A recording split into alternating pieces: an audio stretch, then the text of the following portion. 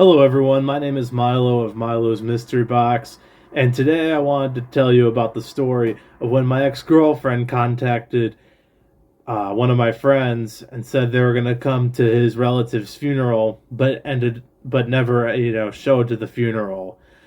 So essentially, to give a bit of background behind this person. So essentially, after like over a decade, I had been in I had been in a soccer league with two people, um, and one of them I had reached out to on Facebook Messenger years later, and we went out for pizza. We went on a few other dates, and we were dating without being in a full relationship for about a year. So, long story short, the situationship did not end well because and there wasn't a lot of, clear, defined boundaries, good communication on either of our parts.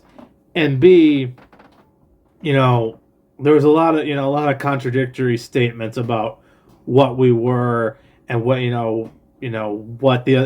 she was trying to tell people.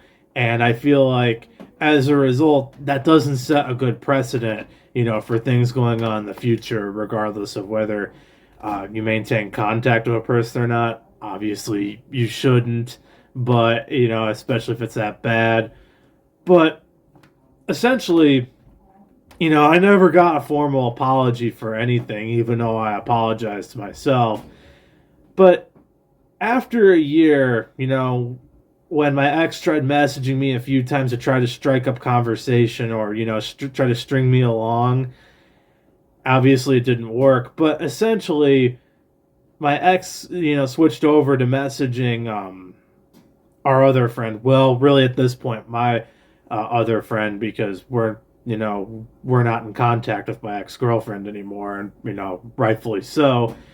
She tries to message my friend, you know, just random like little messages to try to like start a conversation, almost like a trying to initiate small talk with a person which typically small talk is done between people who don't know each other. So you can kind of see, where this is going, where some of the red flags are here.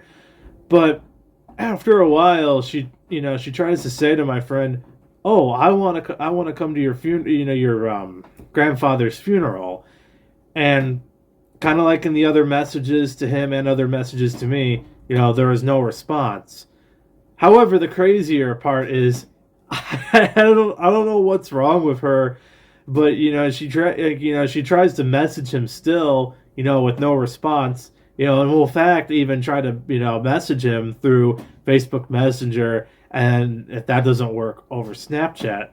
But the thing that kills me about this overall is if people that you knew that you had essentially pissed off at one point, or were in bad friendship, bad relationship or situationship with, and you don't apologize for any of the stuff that you do or that you and your family do. Because for instance, with my friend, my ex girlfriend and her family at one point had tried to screw over this friend of mine, his family, and obviously that's not gonna sit well. Um, but essentially, and then the whole thing that happened, between myself and my ex, my friend and I, we're just thinking to ourselves, why do you want to come to, why do you want to come to someone that aren't on the best terms with? Why do you want to come to one of their relatives' funerals? I mean, wouldn't that be an awkward situation? Wouldn't that kind of be like a negative or hostile situation, essentially?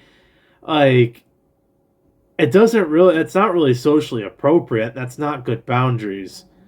But the problem is with someone like that who, will say one thing in one moment and one thing in another moment. Like, for example, oh, we're dating, or or basically turn around the other moment and say, but I thought we were friends this entire time.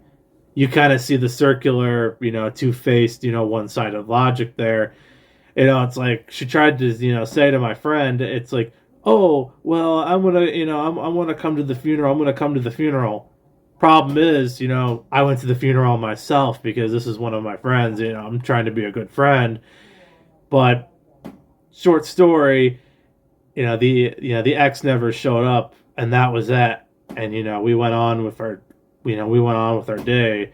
But anyways, moral of the story is, if you say you're gonna do something, don't bluff about it.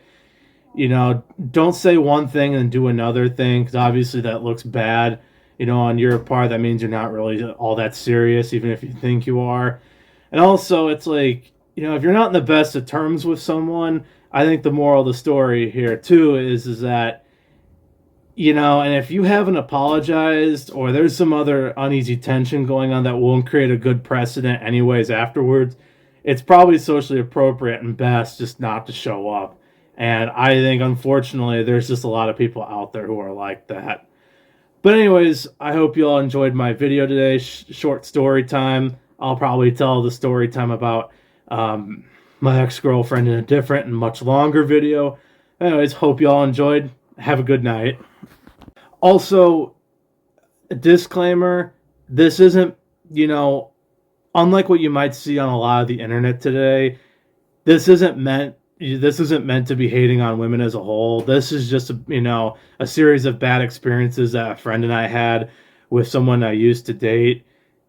And unfortunately, you can find people like this all over, man or woman. I know usually, people find these types of situations with most men a lot more than they do with women, but sometimes it can happen with women too. But otherwise, have a good night, everyone.